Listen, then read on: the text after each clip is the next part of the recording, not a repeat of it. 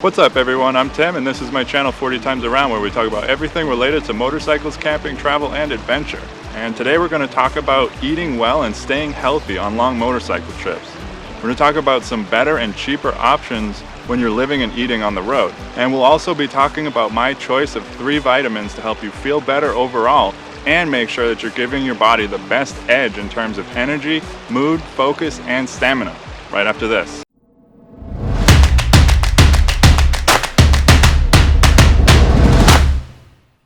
Alright, so before we get into this, quick disclaimer. Obviously, I'm not a medical expert. These are just some things that have worked for me on countless short and long distance rides.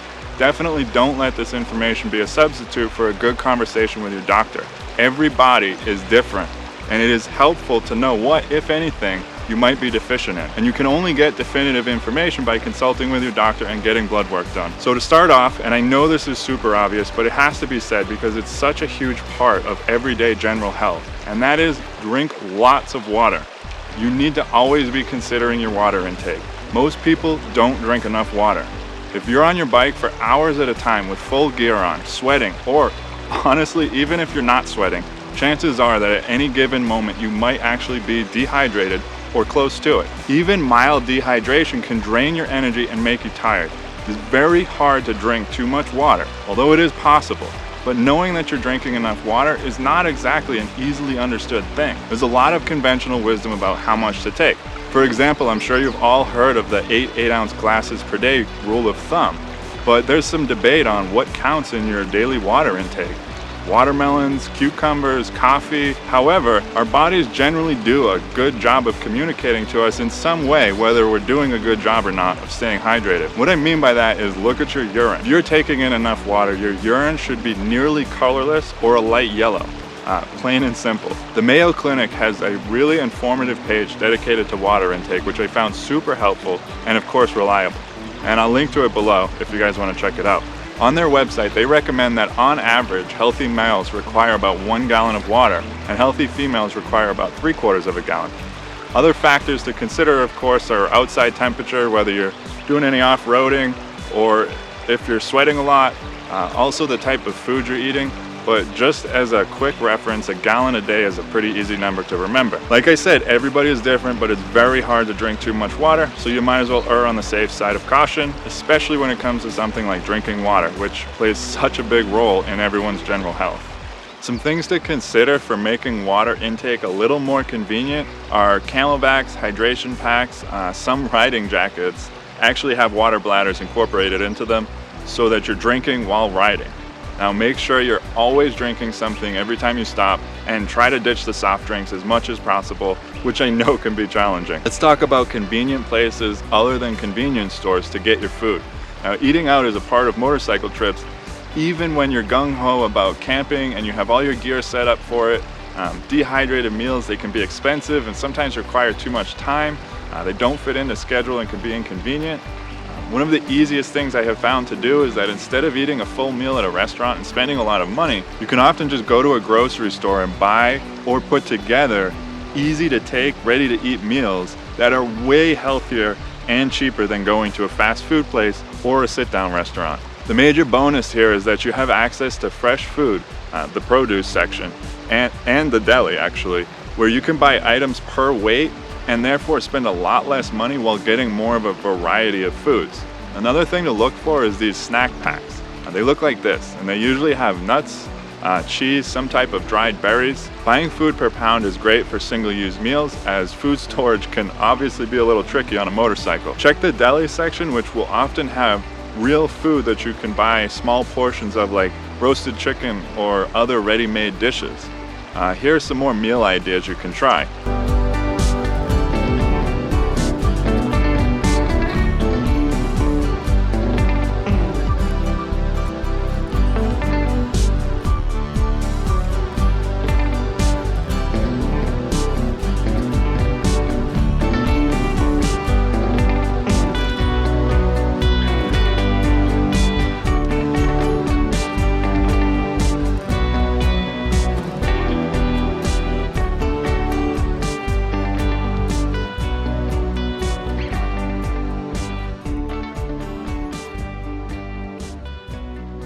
Snacks in your tank bag or somewhere easy to get to is another trick I use. I try to always have some kind of snack in my tank bag. Of course, because it's in my tank bag, I try to stick to things that don't require refrigeration and will last for a while if I can't eat it right away.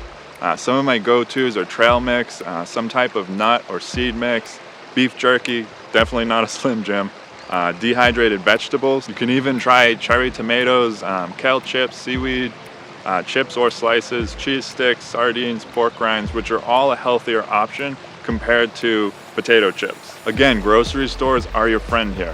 If you get these items at a gas station, you're likely to pay double the price of a grocery store, if not more. So if you're already stopping at a grocery store for a meal, make sure you're also grabbing some snacks for the road. This way you're not wasting more money and time at a gas station.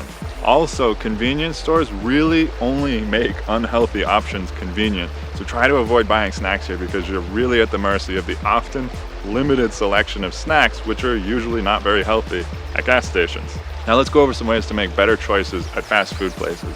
Of course, there are definitely times where it just makes sense to go to a fast food place. It's part of living on the road where convenience can rule, and these places are everywhere. They stay open late, they're quick to get something to eat, and they're usually cheap. But they don't always have to be so unhealthy. For example, get the chili or a baked potato at Wendy's instead of fries. It's super filling and cheap. Or you could opt for a grilled chicken sandwich at McDonald's or wherever. Most burger places have them. And this is going to be much better than the burger. You can actually ask to substitute apple slices or yogurt for the fries, which is typically only advertised as available for kids' meals, but they will do it for regular meals if you ask. Also, try to grab an iced tea drink instead of a soft drink, not sweetened. Throw a lemon in it too, that usually does the trick for me. Consider only buying the sandwich instead of the whole combo. Of course, the combo seems like the better deal, but ultimately you'll be spending more money and potentially eating food like fries and soda that aren't great for you and that you may not actually need in terms of your hunger level. Most people overeat because they eat too quickly for their GI tract to send hormone signals to their brain that their stomachs are in fact full. Get burgers or sandwiches without mayonnaise or special sauces. Consider condiments or dressings in general and how you can alter. Can you ask to have them without? Can you have them on the side?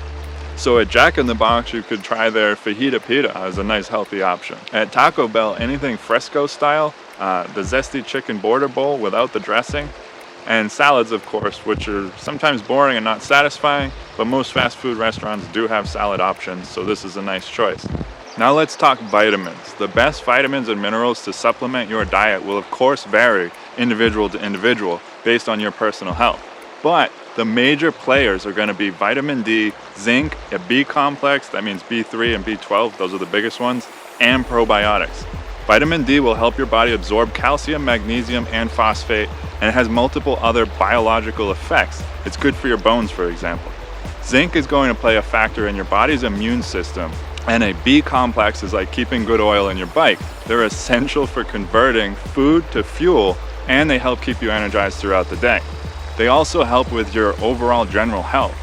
And probiotics are good for your digestion, and they'll help keep your immune system going strong. They're basically a good bacteria. Now, they can be found in yogurt, of course, and there are other vitamins and supplements to consider, but something to keep in mind is that multivitamins suck and are very ineffective. Not all vitamins are created equal. Consult with consumerlab.com for best brand and best absorption rates /level. But remember, there is no substitute for a good diet. So that's it. That's my opinion on eating healthy on the road and some kind of a little more convenient, healthier options. So I hope you guys got something out of this video. If you did, make sure you hit the like button. Don't forget to subscribe if you haven't already, and don't forget to hit the little bell. That way you guys don't miss anything whenever I post something new. Question of the day: what are some things you guys do to eat a little healthier when you're traveling on a motorcycle? Let us know in the comments below. Thanks for watching. See you next time.